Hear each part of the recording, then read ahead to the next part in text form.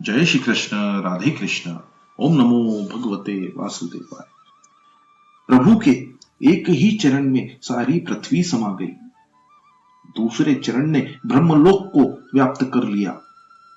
तीसरे चरण के लिए स्थान ही नहीं बचा। उस समय सारे दैत्य युद्ध करने के लिए तैयार हो गए। बोले कि हमारे स्वामी को छला जा रहा है, मारो मारो।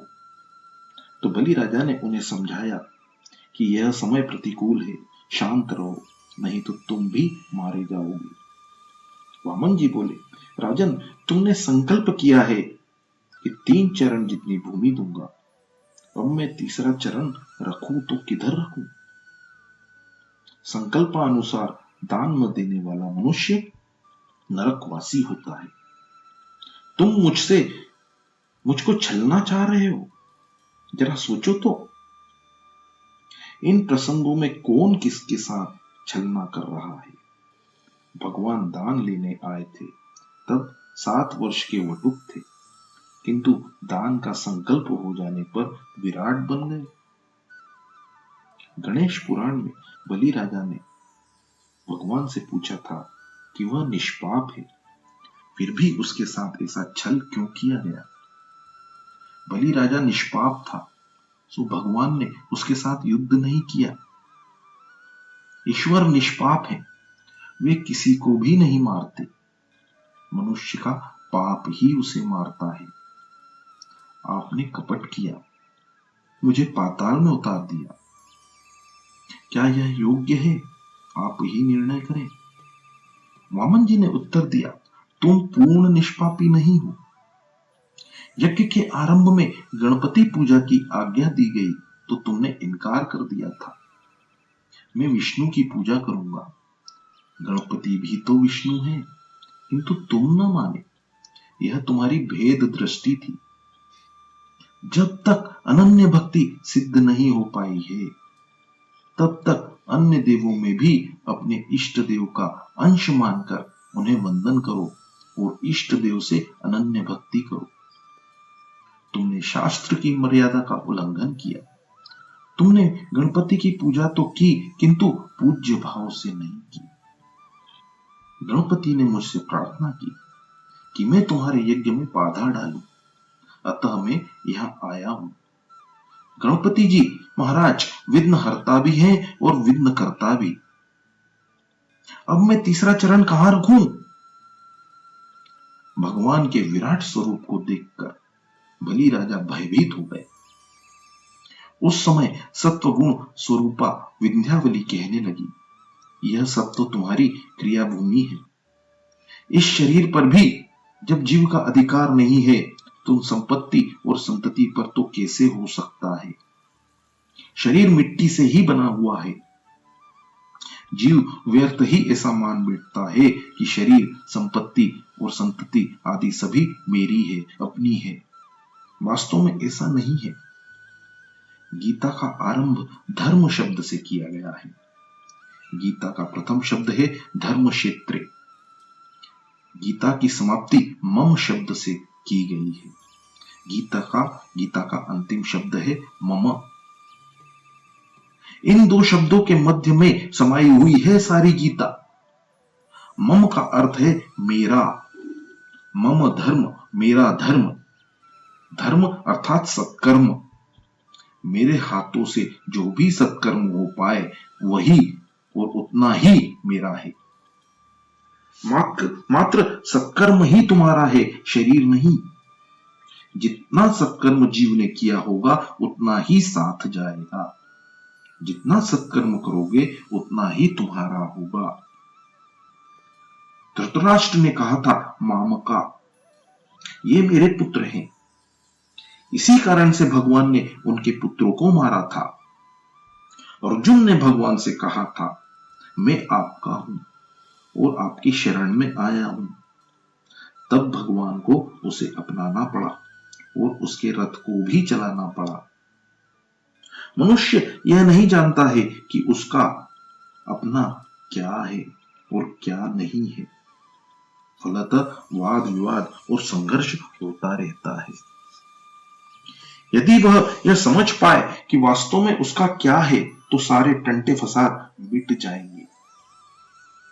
द्रव्य के सिवाय भी कोई अन्य सुख है या नहीं, और आनंद, आत्मा आनंद जैसी भी कोई वस्तु है, यह मनुष्य जानता ही नहीं है। अपने हाथों से किया हुआ सत्कर्म ही अपना है। यह जीव नहीं, प्रभु ही स्वामी है। जीव तो मात्र मुनीम है। इस शरीर पर जब जीव की सत्ता नहीं है, तो और किसी भी वस्तु पर कैसे हो सकती है? यमराज की आज्ञा होते ही शरीर का त्याग करना पड़ता है। जगत के कानून वहां नहीं चल सकते। यह कभी मत भूलो कि तन और मन के स्वामी मात्र परमात्मा ही है। फिर भी जीव मेरा मेरा करता है। जो मेरा मेरा करता है उसे भगवान मारते हैं। जो तेरा तेरा करता है उसे भगवान तारते हैं।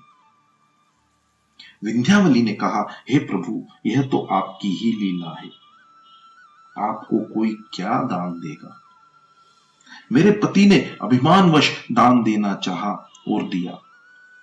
आपको कोई कुछ नहीं दे सकता। सर्वस्व के स्वामी आप ही हैं। इसी कारण से वैष्णव संप्रदाय दान के बदले भेंट शब्द का प्रयोग करते हैं। जो ईश्वर का है वही उन्हें समर्पित करना है। प्रभु, मेरे पति के कथन में गड़बड़ी हो गई। बलि में जो सूक्ष्म अभिमान अब तक रह गया था कि मैंने दान दिया, इस अभिमान को दूर करने के हेतु से विंध्यावली ने अपने पति से कहा, ठाकुर जी को प्रणाम कीजिए। भगवान को कौन क्या दे सकता है?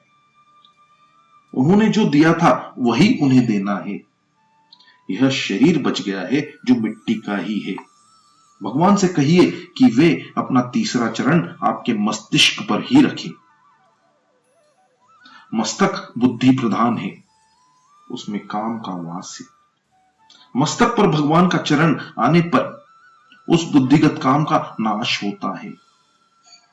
जो तन मन धन भगवान को अर्पित करता है, उसी के मस्तक पर चरण रखने की कृपा भगवान करते हैं। परमात्मा का हाथ या चरण मस्तक पर आने से मस्तक स्थित सूक्ष्म काम का नाश होता है।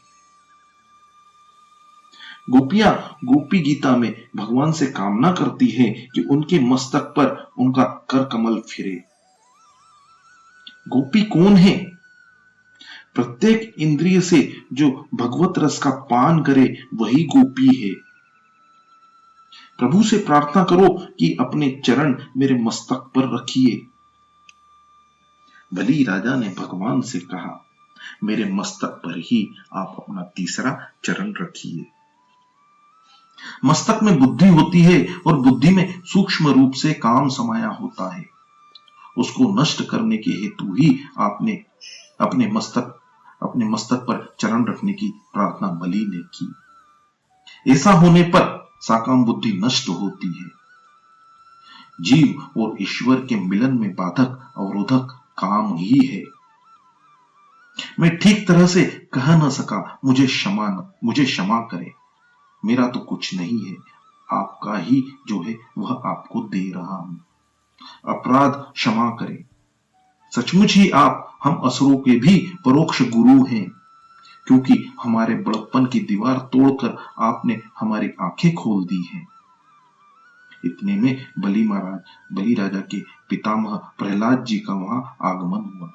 वे भगवान से कहने लगे, आपने मेरे इस पुत्र को दिया हुआ इंद्रपद छीन लिया और लक्ष्मी विहीन भी कर दिया। मैं जानता हूं कि ऐसा करके आपने उस पर बड़ा अनुग्रह किया है। दाता को कभी अभिमानी नहीं बनना चाहिए।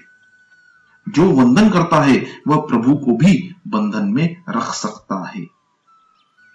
शरीर का अर्पण अर्थात मेरापन, अहंकार, अभिमान का अर्पण। यदि दाता दीन नहीं बनेगा तो उसका दान भी सफल नहीं होगा। बलि राजा के हृदय में जब दैन्य भाव आया तो परमात्मा का हृदय पिघल गया। उन्होंने राजा से कहा, तुमने मुझे सर्वस्व का दान किया, सो मैं तुम्हारा ऋणी हो गया। नम्रता, दैन्य के आने पर परमात्मा ऋणी हुए। मैंने इंद्र आदि को स्वर्ग का राज्य दिया है, किंतु तुम्हें पाताल का राज्य देता हूं। आज से तुम्हारे प्रत्येक द्वार पर मैं चौकसी करूंगा। बलि राजा के कानों में और आंखों में ईश्वर समा गए। बलि राजा ने कहा, स्वर्ग के राज्य की अपेक्षा यह सूतल पाताल का राज्य अधिक अच्छा है। यहां भगवान का सतत सानिध्य है। इस बलि राजा की कथा से थोड़ा सा रहस्य भी है। बलि जीवात्मा है और वामन परमात्मा।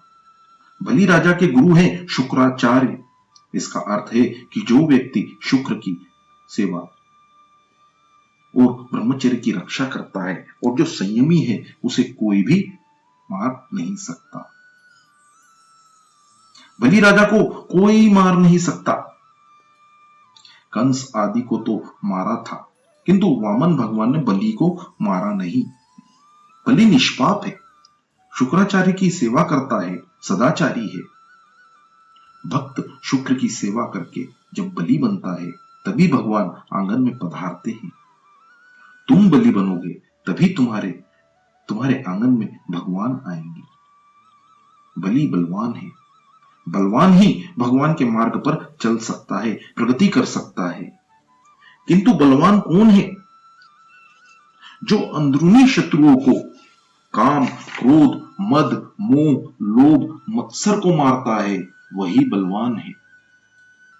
जीवात्मा बलि जब बलवान बनता है तो उसके द्वार पर भगवान आ खड़े होते हैं।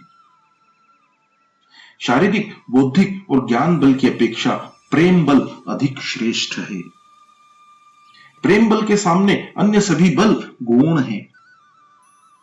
बलि वही है जो एक प्रभु के साथ ही प्रेम करता है। सभी बलों की अपेक्षा प्रेम बल श्रेष्ठ होने के कारण तुम परमात्मा के साथ ही प्रेम करो। द्रव्य बल से प्रभु को जीता नहीं जा सकता। प्रेम बल से ही परमात्मा को जीता जा सकता है। यदि परमात्मा के साथ प्रेम करना है तो जगत के पदार्थों के प्रति प्रेम को छोड़ना होगा। परमात्मा के साथ तभी प्रेम हो सकता है कि जब जीव के इस जगत के पदार्थों को छोड़ दे। परमात्मा के साथ प्रेम करोगे और संयम बढ़ाओगे तभी तुम बलि बन पाओगे। तभी वामन बनकर भगवान तुम्हारे यहां आएंगे। भगवान को मांगते हुए संकोच हो रहा था, अतः वामन बनकर आए थे। जीव प्रेम भाव बढ़ाए तो भगवान वटुक बनकर, निर्बल से बनकर आंगन में आते हैं। कोई एक स्त्री कथा सुनने के लिए चली। मार्ग में उसका बालक रोने लगा। माता ने उसे कुछ खिलौने दिए, फिर भी वह रोता ही रहा। वह माता का आंचल खींचने लगा और कथा में जाने से रोकने लगा। बालक के प्रेम में माता दुर्बल हो गई, अतः वह स्त्री कथा में नहीं गई। वही बालक युवक बना, विवाहित भी हो गया और माता का प्रेम भी भूल गया, और माता का प्रेम भी समय के साथ साथ कुछ कम हो सा गया। अब युवक माता को कथा में जाने से रोकता तो माता नहीं मानती। वह कहती कि अब तुम्हें मुझ पर वह प्रेम नहीं है। युवक जब बालक था तो उस पर माता का पूरा पूरा प्रेम था। तुम प्रेम बल बढ़ाओगे और बलि बनोगे तो परमात्मा तुम्हारे आंगन में पधारेंगे। जो सदाचार पूर्ण और संयमित जीवन जीता है, उसके घर ही भगवान भिक्षा मांगने आते हैं। परमात्मा जब द्वार पर पधारते हैं तो 3 वस्तुएं मांगते हैं। वे 3 कदम भर पृथ्वी मांगते हैं, अर्थात वे जीव मात्र से तन, मन और धन मांगते हैं। इन तीनों का भगवान को दान करना चाहिए।